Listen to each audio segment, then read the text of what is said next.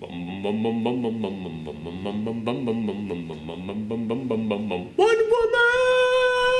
Everybody's waiting for you. Hello everyone, it's me, Aaron. And I'm Michelle. And most of you are too young to remember that song. Also, this is Cosmo. Hey. So yeah, the only way, ow, he's biting me. The only way that we can do these videos now is if one of us is constantly petting him. So that's what I'm doing below the camera here. It's nothing dirty. Yes.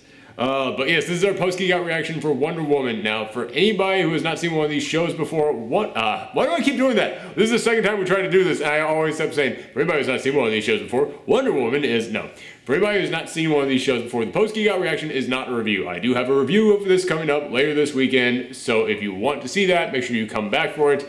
But the reviews are spoiler-free. The post-Geekout reaction is just our open, honest discussion about the thing that we just watched, and that does include full spoilers. So if you have not seen Wonder Woman and you don't want to be spoiled, then make sure that you tune out now. I think the dog is finally okay. For now. For now, okay. We seriously had to do that opening like 3 times, because the dog would always bark the moment that I went, Wonder Woman! He's okay. Okay, good. Sorry. He just wanted to sing along. He did. Sorry, this dog is still new, and I am still paranoid about this guy. Like, right before we started recording, we, like, cut off, like, the living room where we do this. Yeah, we and, put like, up a gate so he wouldn't go in the living room to bother us. And I was like, yeah, he's probably just gonna go in our bedroom and just grab something from in there. And Michelle's like, no, he's fine. The second I checked on him, he comes walking back with a plushie in his mouth. And I'm like, yep. Okay. Anywho, okay, he's resting. Yes. We're good. Okay. Sorry about all that. This is how all the post-Geekout reactions are going to be until this guy gets trained. So, anyway, as I was saying, this is our post-Geekout reaction for Wonder Woman. It is our spoiler talk, our open, honest discussion about... I'm just going to go ahead and start off by addressing the giant freaking elephant in the room. It's good. Yes. There. DC made a good goddamn film. Now... can we please just stop this whole, oh, well, Marvel's better than DC. DC is better than Marvel. Oh, well, these things are different. They're not. No, everybody shut up. Yeah. They're both capable of making good and bad films. Mm-hmm. That's it. All right? I'm still crazy nervous about Justice League, but for now, Wonder Woman is good. So, it's not perfect, though. I do have problems. Checking on the dog again. Mm-hmm. I do have problems with it, but we will get into that. For now, I just want to say, it's good. But for now, let's go ahead and get into what this film is. It's the story of Diana of Themyscira, which Themyscira is the island of the Amazons, an all-women society. They've never even seen man. They were created by the gods. And this thing starts off with a gorgeous origin story to them. It literally looks like an ancient, like, Renaissance era painting of the Greek gods just in motion as everything's being created. Like, it is stunning to watch. It's one of the best effects and sequences I've seen in any of the DC films. It was damn impressive. And from there, you get to see Diana on the island, and she wants to start training in battle, but her mom doesn't want her to. And I've got to applaud this film on one thing right off the bat. This is the island of the Amazons. And you know, if this film had been made like in the 90s or even in the early 2000s, that would have been an island of supermodels. Like, everybody just like, nobody eats anything because they want to stay in like perfect shape, perfect skin, just everything. This island looks like Amazons. They were ripped. They all look like they could kick ass. Yes. Like, every single woman on here, like, nobody on this island was like, well, I'm going to cover myself in makeup so that I can look good for everyone else. Like, no, everybody on this island was like, I'm going to go to the gym, I'm going to go into the woods and fight some bears so I can get in shape because I'm an Amazon and I was made to kick ass. Like, every woman on this island looks like they know how to beat the shit out of someone. It's like, wait, is there a thank you card for getting something right that you thought someone would screw up? Because I just want to mail that off to DC on this, because I was so convinced it was going to be like, yeah, it's just going to be an island of supermodels in there. No. Wonder Woman herself is like the smallest one on that island. It's like, wow. Like, she was the only child on the island. Yeah, she was, which, that was one problem I had, that I know this from the comics, but like, they never really went into it's like, well, the Amazons are kind of like immortals, like no child is born on there. Like, I mean, if you read between the lines, you can kind of figure out that's what they're saying, but it's like, I kind of wish they had kind of stopped and like, explained it more. Kind of defined it a little bit better. That's one problem that I do have with the first act of this film, is that a lot of the stuff with Themyscira and with Wonder Woman herself, they don't really define at all. And the main thing I mean by that is her powers. Because in all other superhero origin stories and stuff, like, you know, Superman, even though I hated Man of Steel, they still came in with, the light of the sun will give you powers, it will give you this. And you see him, like, discovering his powers, you see him learning it. You know, Batman films, you see him train. Spider-Man films, you see the Spider-Man, and it's like, oh, what are all these things? Oh, well, now I can do this. Well, now I can do this. Well, now I can do this. Well, if I think about it, I can create webbing like this. In this one, she's training, and you see training, and the training's good, so it's like, okay, well, we know how she knows how to fight, but then one day she just clashes her bracelets together, and a giant explosion happens, and nobody explains to her why that might have happened. She kind of has a moment like, huh, that's odd. But it's like, that's really it. And then there's a moment later that evening where she has to sneak into a place to get, like, the lasso and all that stuff before she leaves. And she jumps really hard, grabs onto something, and then as she's falling off of it, she then digs her hand into the rock, and she's like, huh. And like, then it was a tower, like... It was a tower, and she grabs onto, like, something, but then that thing breaks, and then as she's falling, she then digs her hand into the rock. Yeah. And she's like, huh. And then she just starts digging her hand in to climb up. And they're like, so she does that. So does she have any questions about why she suddenly had super strength? Did she always knew she had super strength? Because it seemed like she was just discovering it, but it doesn't seem like she really, like, had any questions about, oh, I guess I'm just really strong now. It's like, seems like that'd be the kind of thing that you explore, but also, like, they never show the strength of the other Amazons. No. So I'm kind of like, well, are just all the Amazons this strong? Yeah, well, like, at the end of the movie, they do explain yeah, why. like, basically, Zeus, like, It's the made out with her mother, so, like, she's like a demigod. That's the best way to put it. It's like Zeus hooked up with her mom. That's pretty much how Greek mythology is, just... Yeah. It's the New 52 origin, which I've had people non-stop in my story going, please tell me they don't do the New 52 origin. It's like, yeah, they kind of do the New 52 origin, Yeah, where it's it's like like that- she's not made out of clay and gifted with all these powers. She is the daughter of Zeus. But the thing is, like, yeah, at the end of the film, they explain why she has these powers, but it's like, they never really stop and explore the powers, is what I'm Yeah. saying. It's like, I wish that she had kind of, like, gone to, like, you know, like a moment which, like, she tests out her strength to see, Yeah. it's like, or she goes to her mom and goes, why is this suddenly happening to me? Why do I suddenly have these powers? Like, why is no one else on the island this strong? And her mom's like, those are things you don't need to know. And it's like, or something like that. Like, Yeah. just something, because, like, the whole time I was like, I know she has special powers. But because you never see the strength of the other Amazons, I mean, you see them training. Yeah, and you see them But you fight, never see them, like, lift anything really big. And I'm like, so when you see her lifting a tank, it is kind of like, okay, do all the Amazons of this island have those powers? Is it just her? Like, the bracelets, that clearly, like, everybody was shocked at that. But again, I wish they'd kind of, like, stopped and gone, like, okay, are we going to talk about this? Like, why did suddenly just a massive explosion come out of your wrist? Is there something with the bracelets themselves? Like, some special origin in that? Like, yeah, it doesn't really explore anything with her powers. So I felt like that. They could have, like, done a little bit more of that. Yeah. Like, I do feel like the first act of this kind of moves pretty darn fast. But that's a problem I have with so many superhero films. Like, you know, I love the Marvel films, but 90% of the Marvel films, I stop and go, this first act is speeding along.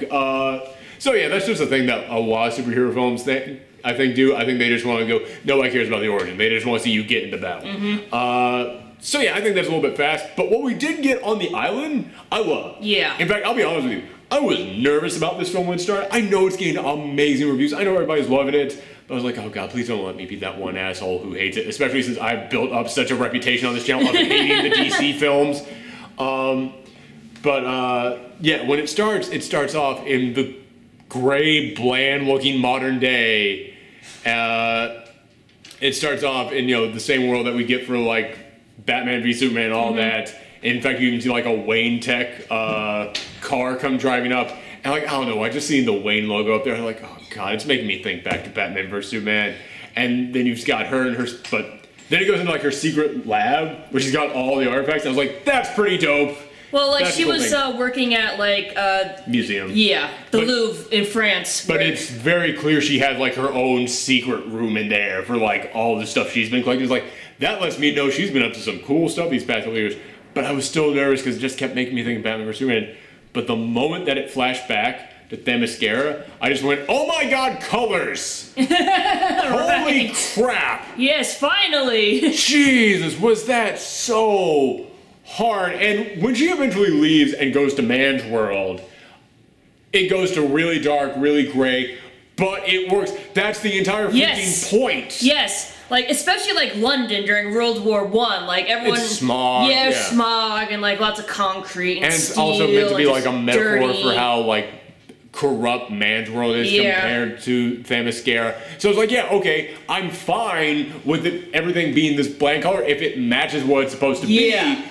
Batman versus Superman, it's like, dude, you shoot Metropolis the exact same way you shoot Gotham. What the hell is wrong with you? It's like, oh, well, you don't think that Gotham should be really dark? I do, but when I can't tell if a scene's in Metropolis or Gotham, especially considering that they're right across the bay from each other, yeah, you screwed up on that. It's like North Gotham and South Gotham. North Gotham is the really fine place. That's where all the hipsters moved in, and they're starting to turn things around. That's the story I'm shocked they've never done in Batman, because hipsters always move into crappy neighborhoods because it's cheap.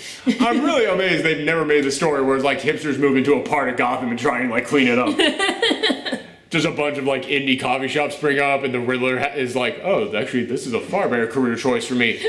Why is everyone wearing bowler hats here now? But yeah, that's aside the point. But yeah, it's like, oh my god, the colors in here. And also, like, when Steve Trevor crash lands, and it was around the time that, like, they get to Man's World, and he meets Etta Candy. I was looking at the interactions between Diana and Etta and Steve, and I went, oh my god, people are emoting in this movie. People are freaking emoting. Don't get me wrong, people emoted in Suicide Squad, but it was garbage. In this one, my big problem with Batman vs. Superman and with Man of Steel, everybody's like, oh, so you don't want a serious film? You just want everything to be jokey like the Marvel films? No, it doesn't have to be jokey. It just can't be the same one tone throughout. It's like, Superman cannot talk like this in every scene, just staring off into the distance. And Batman cannot talk like this in every scene, stop talking to people about why Superman keeps staring off into the distance. And then Alfred cannot talk like this in every single scene. And Perry White can't talk like this in every scene. And Lois Lane can't talk like this in every single scene. When everything is one tone, you know what that is? A flat line, brother. That's what it is. You want to be serious? Fine.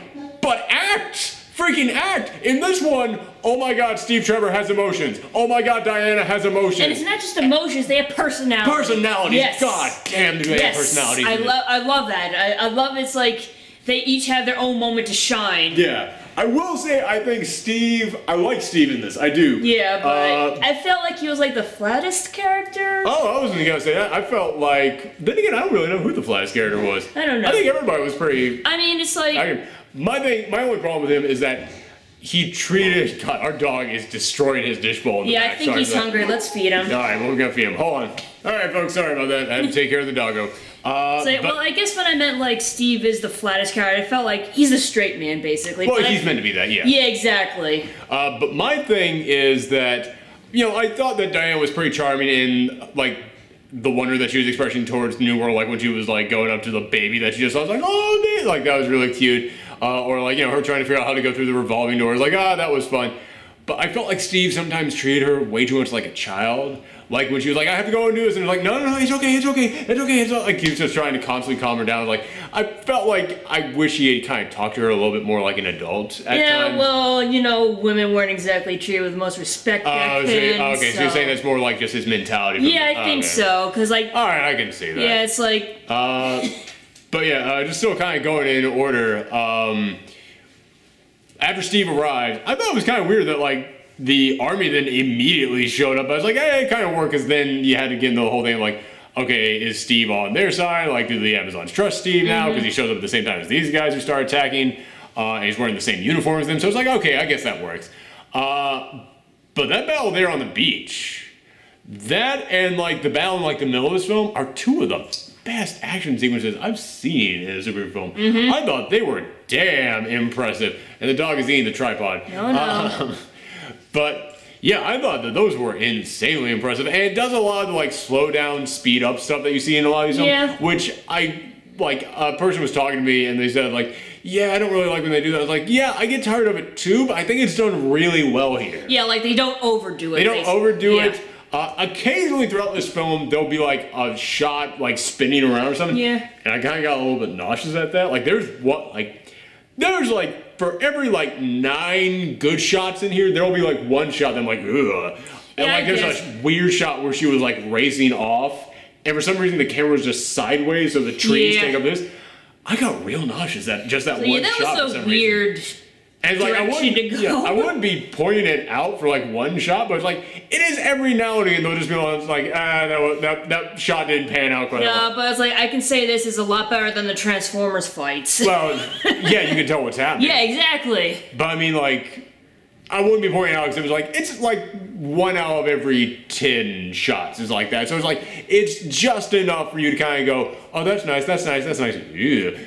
Okay, we're back to being good. Yeah, it's gay. It's just like, it didn't always work out, but I applaud her for trying stuff. But yeah, this is one of the, you can tell this is a director who did like smaller budget stuff and then she got like a really big budget, because like I see lots of big budget studios now when they have to go with their big franchises, especially Warner Brothers, they pick like young indie people, like people who have like done like really crazy stuff for cheap amounts of money. So I was like, all right, kudos to you. Like all of the Warner Brothers like giant monster films that they're doing, all the directors they're getting for that are weird indie kids. So I was like, okay, cool. And you can tell this is one of those situations where it's like, you got some really cool ideas. Just every now and again, it's like, whatever. But like I said, it's just enough for me to feel like I need to bring it up, but not enough for me to go like, all right, let's dwell on this. Like, nah, push that aside. So yeah, the fight scene on the beach, I thought that was fantastic. I dug all the stuff with Steve there on the island, but I wish we had gotten more of it, because I feel like basically you just see the interactions between him and Diana. I wish we had gotten some more interactions between like him and the other Amazons, because like I feel like they didn't discuss what this could mean enough. They just kind of bring up like, oh, it could be Ares, and that was kind of it. Like I wish we had gotten some more discussion from the Amazons themselves on this. Yeah. I was kind of like the interactions between Diana and Steve. Like I thought they were good, but then there were moments where I felt like it went a little too far. It's like, okay, can you please cut that? Like when they were on the boat sailing away from the island. That went a little bit long. Yeah. A little bit long, but I did like what was in there. But it went a little too long. Yeah, I can agree with that.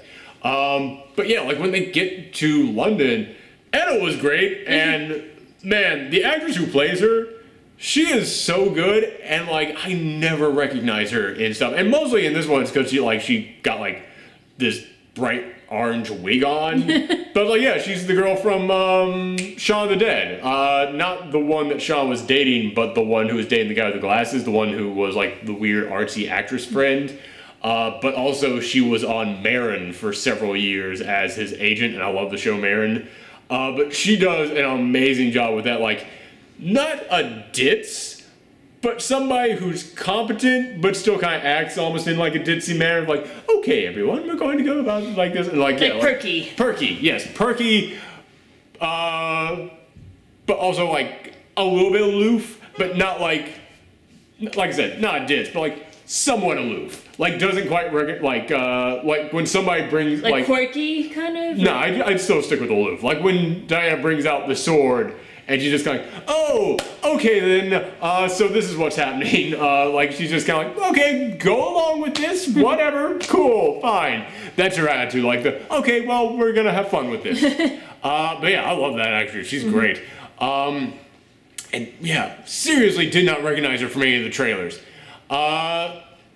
But yeah, I really was digging all the stuff in London, and this is set during World War I, and I think that was smart. Yeah, like when I first found out it was taking place during World War I was kind of confused about that. It's like, okay, why World War I, not like World War II? And Wonder Woman like first appeared in World War II, so it makes a little more sense. But like it really does make sense in the content of this movie, because according to like the mythology, like Ares, the god of war, will come back and find the Amazons and destroy. He wants to find the Amazon destroyer, but also was like also destroy mankind. So. And World War One was the Great War. Yeah. It was a war unlike anything anybody ever seen. Exactly. World War Two was called World War Two because we had already had one. So it was like, okay, if you have another it was the second giant war, it doesn't have quite the effect of like, oh my gosh, the first giant war has happened. Basically. But also, gotta keep the dog from eating the wires.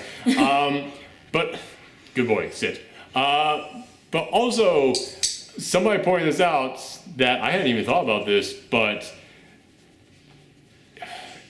if you want to make a film about somebody who wants to stand up to all wars, if you want to make a film about somebody who thinks that all wars are wrong and they must be stopped, World War I is so much better than World War II because the Nazis were the most evil group to ever exist ever.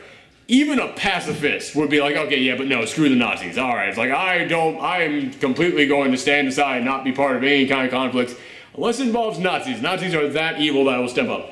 So World War I, it doesn't really have that feeling of like, well, we have to go and stop the Nazis. World War I has more of that feel of we have to stop war. We have to stop all wars. So it's like, okay, that makes more sense. Mm-hmm. Plus, let's be freaking honest, if it had been World War II, it would have been exactly the same as Captain America. Yeah, basically. It's at this point, it's like I know DC and Marvel are like they're separate things, but it's like I kind of wanted to tie together. Like I kind of want Wonder Woman fighting in World War I and Captain America fighting in World War II. The complete history of basically superhero heroes.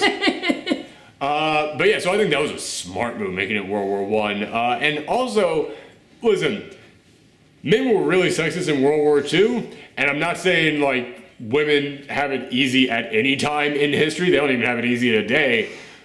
But it was even worse in World War I. So I think that if you want to make a statement about like this woman coming in and making a big impact in the world, it works even better to be in World War I. Because like when she walked into like the meeting room of all the generals and they just stopped and were like, a woman? Ugh. Like, why is a woman here? It's like there's like all these pompish British old men like, oh, I say. Monocles just popping out of their eyes like. Sorry, war. Oh, okay. You like it when I do the old British man voice? This is everybody's favorite part of the video. Alright, but you gotta get down. Easy does it now. You gotta get down. There we go. Okay. But yeah, so I think that again, that's another reason why it works so well in World War I. Okay. It's fine. It's fine. It's okay. He's fine too now. Yes. As long as he doesn't keep biting your pants. No, he's fine. Okay. You just gotta chill right there. Good. I just gotta make sure I don't squish him back there. Oh, that dog of mine. Okay, so from there we see Steve like gathering together like his team of guys, his team of regulars, and we just made the comparison of this to Captain America. This is something I think he did way better than Captain America, because in Captain America you got, oh hey buddy, you're just gonna sit there? Okay. Yeah. But in Captain America you got the Howling Commandos in there, and he frees all those guys and they form their team. They didn't really like have any personality or anything, they were just kind of there. Like, you know, I did enjoy that Dum Dum Dugan said wahoo, but again, if you don't know the comics, you have no idea why that's important. Or, no, stop chewing the pillows. Blah. There we go. Just gonna have to keep constantly petting you. But yeah, if you have no attachment to the comics, you don't really have an attachment to anybody who was in the Howling Commandos in there. In this one, it's only 3 other guys, but you get a sense of each of these 3 other guys. Like, there's the guy who wanted to be the actor, there's the Scottish guy, and there's, I think they just called him Chief. Yeah, he was the Native American. Native American guy, which it was great having a Native American in there because, you know, Diana is learning about the world. Yeah. He's like, well, Steve's one, the good one, and then he's talking about how in the last war, his people lost everything. It's like, who would take all this from you? He goes, his people. I was like, damn, that is a great message to put in this film. Yeah, it's like... That's a great message because it makes Diana kind of go, oh shoot, is Steve not one of the good guys too? Yeah, I was like, that's what I awesome. really... Yeah, that's what's really interesting about this movie. It's like Diane is starting to realize that there is no good or evil. There's like a lot of like gray area. Yeah, like throughout the whole thing, she's like, if I kill Ares, then the whole war is done with. Yes. And that's the thing. It's like... there is no one evil guy, and Steve blatantly says that. It might just be the way that people are. Yeah. Like, it was a great message, especially for this thing where it's like everybody's like, man's world does not deserve you, which I'm glad this is doing well at the box office, because the moment that her mom said to her, man's world does not deserve you, I was like, if this thing tanks at the box office this weekend, that's going to be the gif you see all over the internet. But... Sorry, it's real hard for me to concentrate when we've got a cute puppy right here. No, it's okay. It's okay, as long as he behaves, he's Yes. fine. Okay. He's so cute. But yeah, so that was great, and also, like, I love that you get into, like, the mind of, like, every single one of these other guys. You get, like, their backstory, like, when the actor guy was talking about how it's, like, he just doesn't want to be in the war, he just wants to be an actor.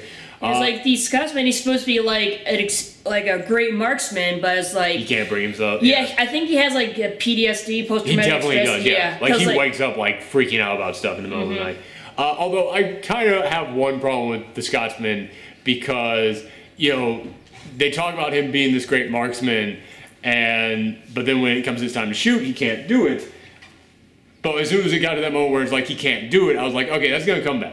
There's gonna be the scene where he has to make the shot and he makes the shot. No, never really, like, in fact, for the guy whose job is to be the marksman, he never shoots anything except in that one moment when they were all shooting together. And I was like, okay, well, the actor guy had to put on performance to get them in there. So I was like, okay, you did your thing. Chief sent up the smoke signals to tell them where they were. So I was like, okay, you did your thing. Scotsman really doesn't do anything. I mean, he does stuff as far as being like a character, like when he's singing at the bar, it's like, okay, that's good. But it's like, as far as like in combat, helping them out, doesn't really do anything. Yeah, well, like, I think, like, Diane pointed this out. I was like, he doesn't, like, do a lot of shooting, and, like, the actor guy is like, well, we aren't where we want to be yet. Yeah. We're all doing something that we don't want or not expecting, like that, yeah. Yeah, but that feels like the setup for, like, later in the film when he finally comes through and does it. That moment never came. So I'm like, okay. But that leads into when they're going through the trenches, which they capture that very well. And again, that's another thing that makes this so cool, because like we've seen World War II, we never really saw like the horrors in the trenches of World War I. It just keeps turning around and sitting. All right. We never seen really like the horrors of the trenches of World War I. Yeah. So like seeing a hero in that scene, like that was a great thing. But then when it actually gets to the moment when she actually steps up and she's got the shield and she starts facing down like the machine guns, like that whole sequence, everything from then up to when she goes and destroys that church, that's one of the best action sequences I have seen in a superhero film. Like, I was damn impressed with that. I thought that was great. Like, every single step of that, like her, like, leading the charge up there, like the guys, like, joining in behind her and all of them, like, rallying around her, like, her busting into the room and actually, like, taking each of them out.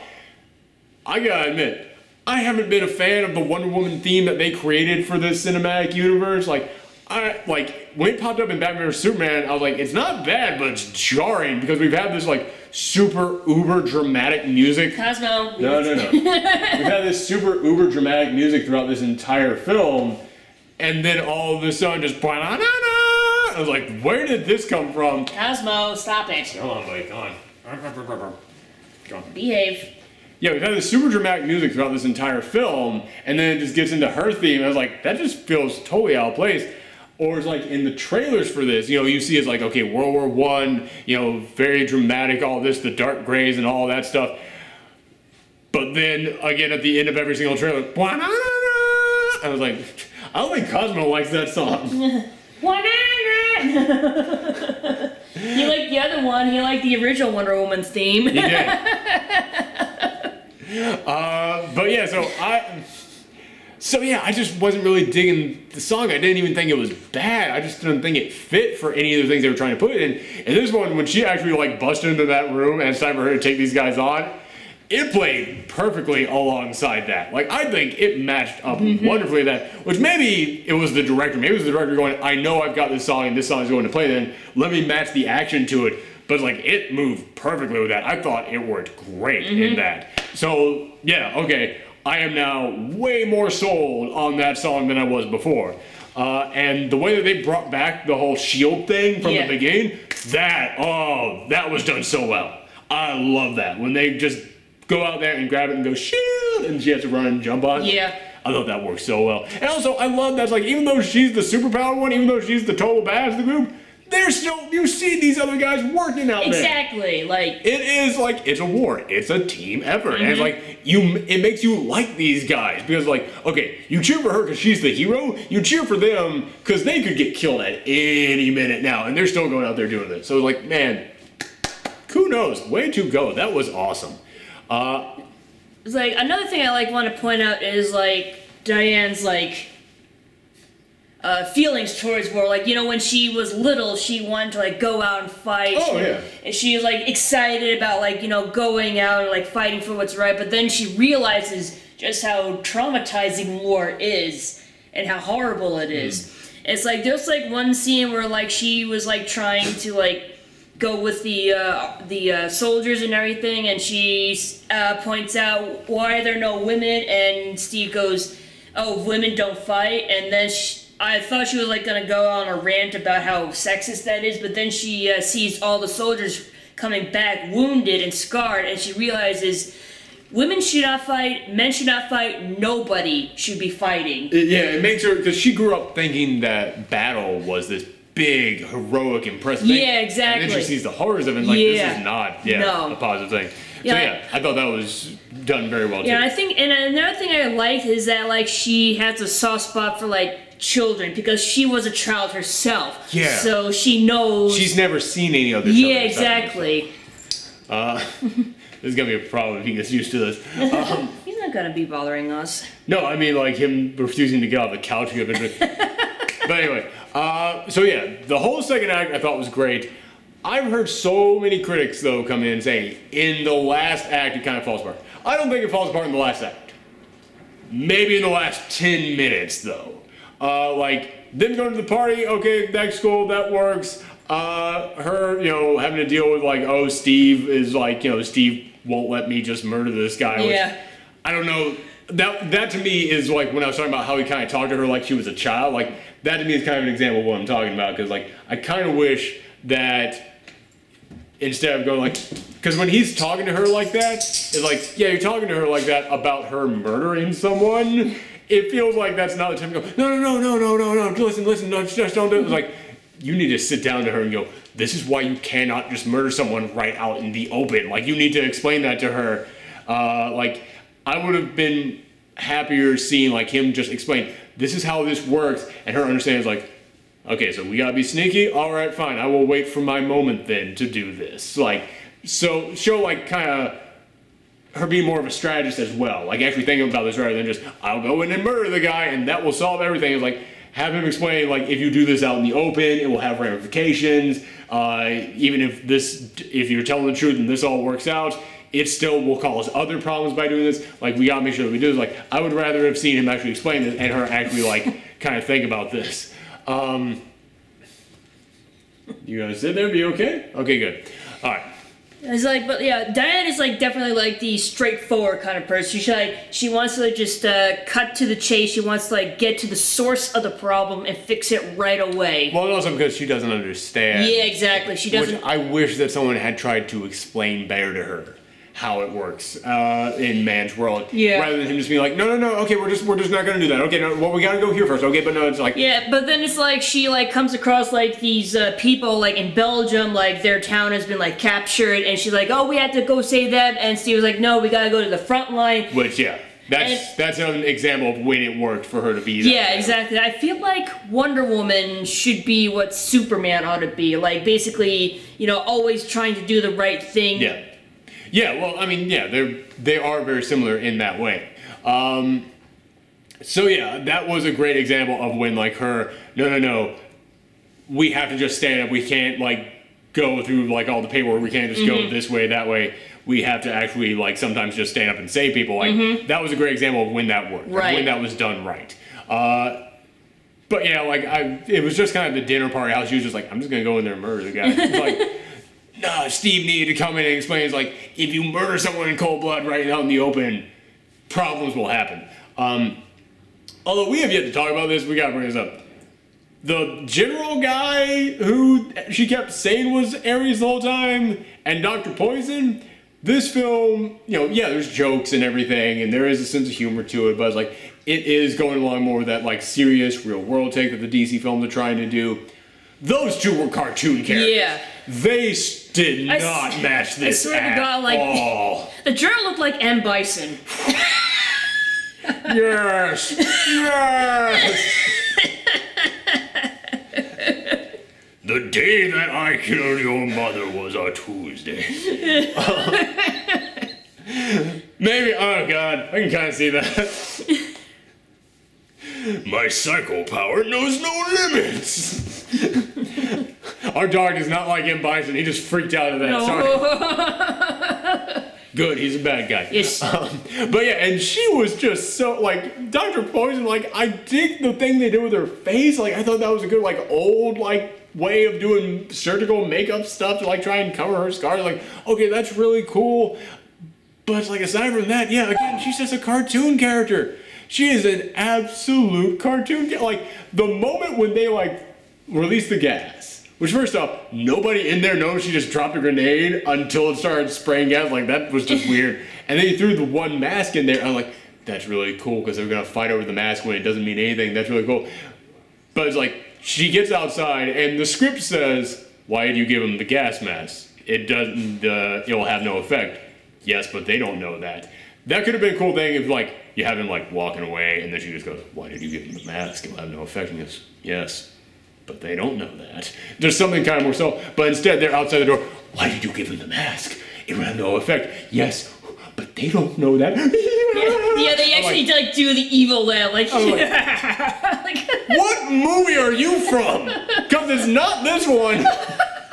This ain't matching everything I've seen in here. Like yeah, those two. Like, honestly, like, this is another reason why I kind of, like, wanted to, like, match with Civil War, because, like, they could be, like, the origins of Hydra or some shit, like.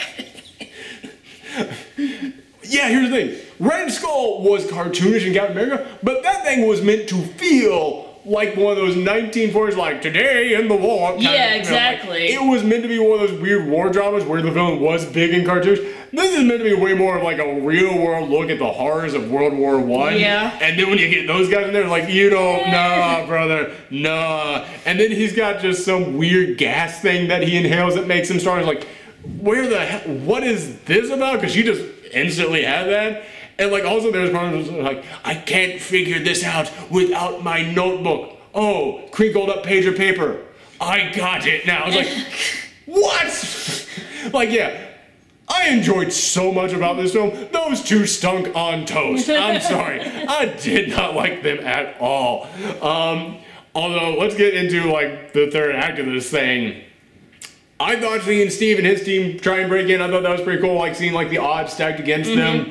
But the fight between her and that guy and M. Bison, when he just gets his full psycho power going, I was just kind of like, this again just does not feel like it matches this film. Like, it just feels way too cartoony. And also, it's like, you know, people are criticizing the fight between her and Ares, but I was like, okay, well, that's a god fight and a god. Yeah, exactly. This was like a god fight and just a dude throwing stuff at her. I was like, yeah, this just feels weird to me. Yeah, it's like, but I know it was meant to be like a red herring, basically. I get that, but still just speaking as like what we saw there, like, it just looks weird, man. But then, like, when Ares gets revealed, I actually called that. Did you? No, like, I mean, I knew, like, M. Bison wasn't gonna be Ares, because that was, like, way too obvious. Yeah. Jinx. Yeah, like, that was just way too obvious. So I was like, okay, it can't be him. But, like, the fact that, like, the British dude just showed up out of nowhere at the bar and just gave them the money they need to go, I'm like, that seems kind of convenient. And then when they were going to go into the party, he's the guy who steps up and goes, no, don't do that. I was like, why does he not want them? I bet he's gonna be Ares. Like, that's why I was able to figure it out. But still, it's like, okay, it is a decent twist for him to be Ares. I was kind of like hoping like Dr. Poison would be Ares. I thought that would be like a good, cool twist, because like. Oh, and they could also explain the scars like Zeus. Yeah. Oh, okay, that's pretty good. I like that idea. But yeah, because Dr. Poison doesn't really do squat at the end. Sorry, my dog almost chewed on some wires there for a second. No, he was just walking past. Yeah, but anything he walks past, he almost chews on. Yes. He's just constantly. It's always like a 50-50 chance with him. Yeah. But yeah, so when the fight actually happens, there's parts of the fight that look cool, But again, it's like, thinking back to the fight scene of her, like, on the battlefield there, like, that feels so real, feels like you're there.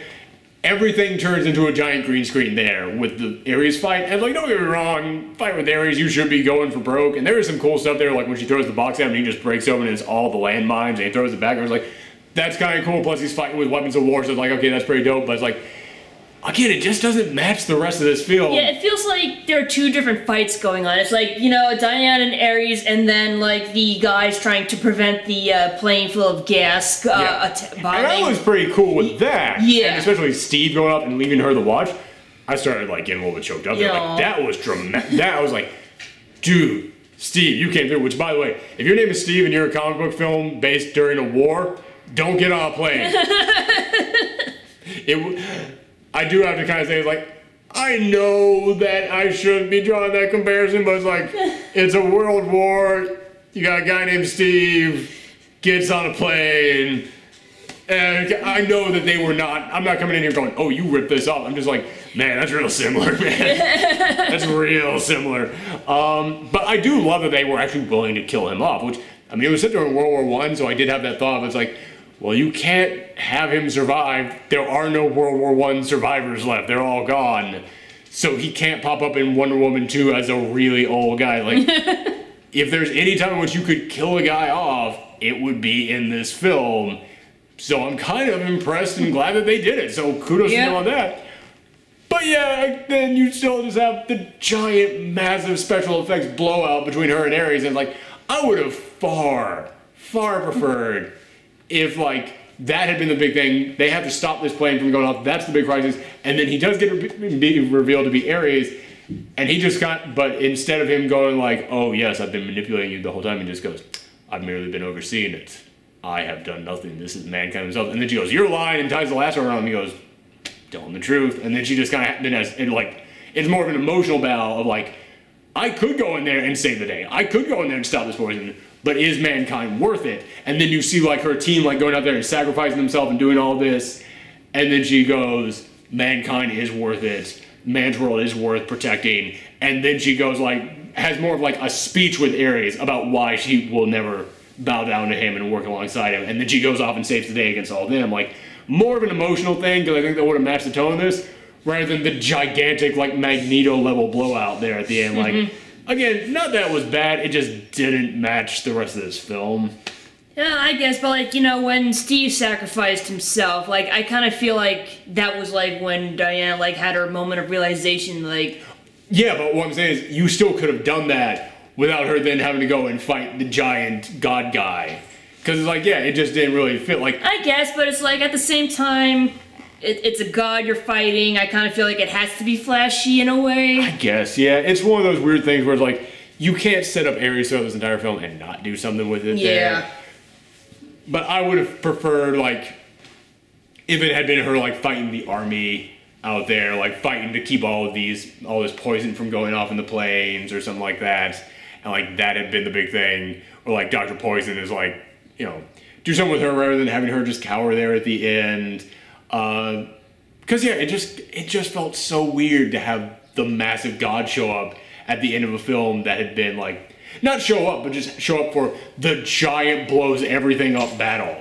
Like, that's my thing. Like, again, I'm cool with Ares showing up and that being the reveal, but have it be more like just a confrontation between them. Like, have the big battle be like, you know, when she has to deal with like what he's telling her is the truth. And then she overcomes that by seeing all of her friends out there, and then she goes off and just fights all the armies and stuff like that. But I don't know, it just did not match. And it just felt so weird and kind of out of place to me. I see what you mean. But what was I going to say? Oh yeah, but the other thing, the reveal that she is the daughter of Zeus, kind of like with her powers at the beginning, I think that just came and went like in an instant.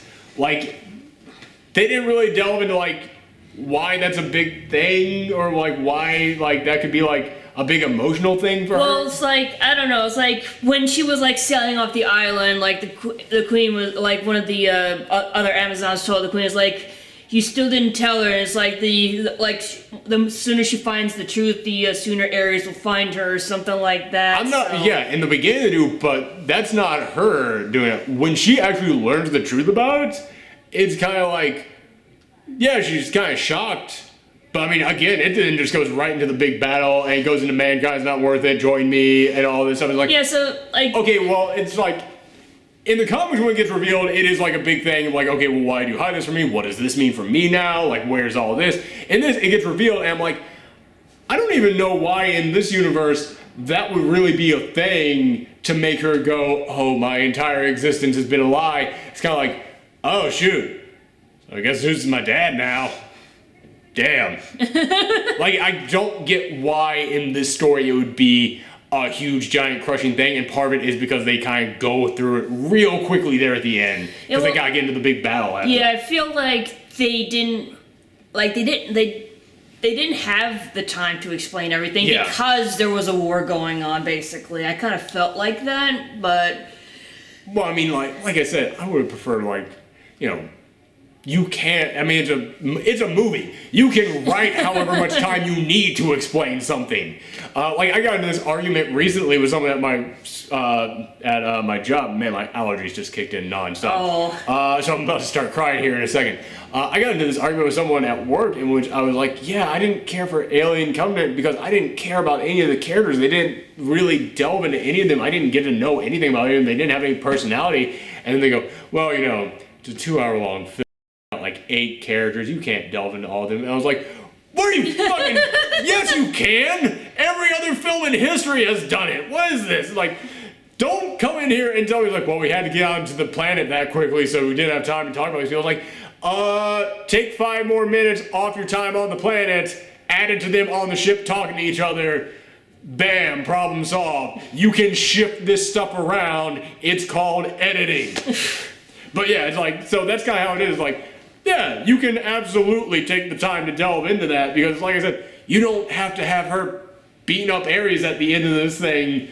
You can just have them kind of like talk up there while they've got Steve doing the action, and then at the end, she decides, you know what, man is worth saving, goes in there, and then she just kicks all kinds of ass all over again.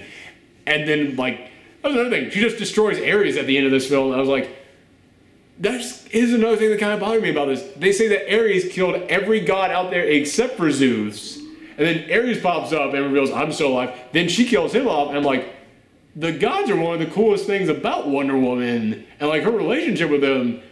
So there's just no gods in this universe? Maybe like not all, maybe some of them actually survived. That's what I'm hoping. I'm hoping they bring some of the other ones back. Because it really feels like it's kind of a waste to just get rid of all of them. Like, especially since, like, Zeus is her father. So Zeus is still alive. So it's like, okay, so we got him. Which, by the way, they did something really kick-ass in the comics in which they reveal, like, basically Zeus goes away and now all of his children are fighting to be the new king of Mount Olympus. And Diana, that's how she gets dragged into it. And then they reveal, yeah, there's one guy out there, doesn't even have a name, he's just called the Firstborn. He's Zeus's first child that we kept out of mythology because he was that much of a badass. And I'm like, dude, the Firstborn in the... I know Cheetah and I know Cersei are like the go-to villains for Wonder Woman, and they're badass villains and they're cool villains. But if you're doing the Zeus thing, man, I want the Firstborn in the next film.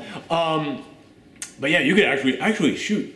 I'm just thinking about it. You could actually pull Cheetah into this, like have it be a war to be the next god, and Cheetah is like the representative of Artemis, like the goddess of the hunt.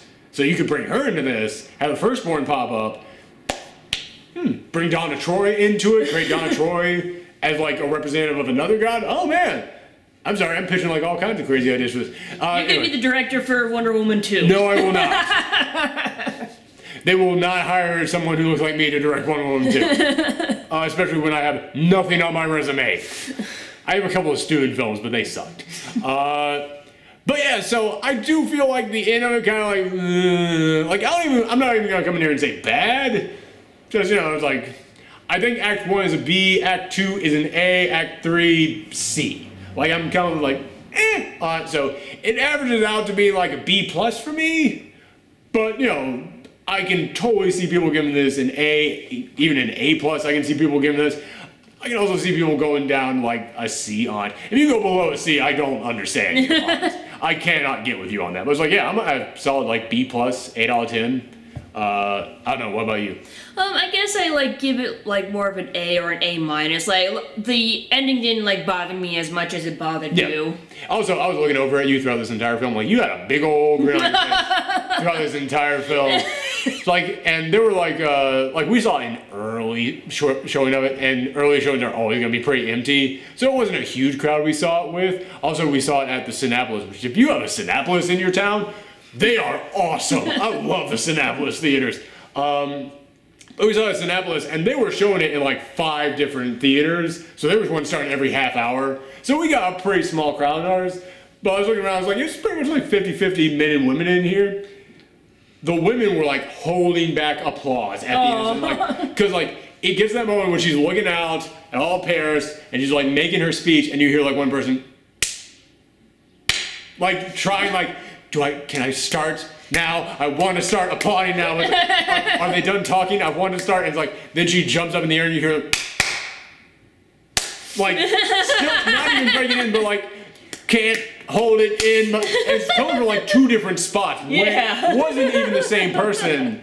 And there were like 2 other women sitting a little bit further down the same row as us. And I kept like looking at them every now and then, and they're like, and I was like, dude, this is freaking awesome. This is so damn cool that this is happening. I love that this is what's going down right now, that we're seeing the amount of support. Like, I was tweeting about this, that at my comic shop yesterday, I have never seen so many women coming in like in full-on like Wonder Woman like shirts. I saw someone coming with a tiara. I saw like old ladies in like their 50s coming in, like getting excited about Wonder Woman. I was like, this is so damn awesome. I am so happy about this. So yeah, don't get me wrong, I give it like a B+, but I fully understand this is going to have a totally different impact on women than it has on me. Like, they're going to just feel something for this film that like I'm not going to get, because I have had 20 years of dude heroes in all the movies.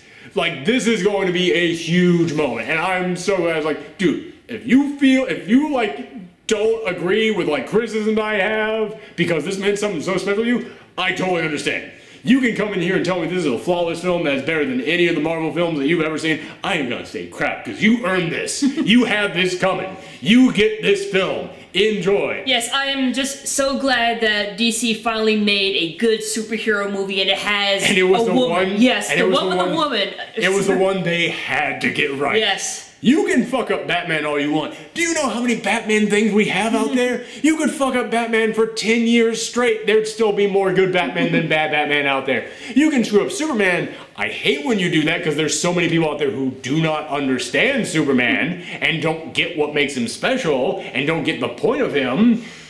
But we still do have good examples of Superman out there. You can still get him right.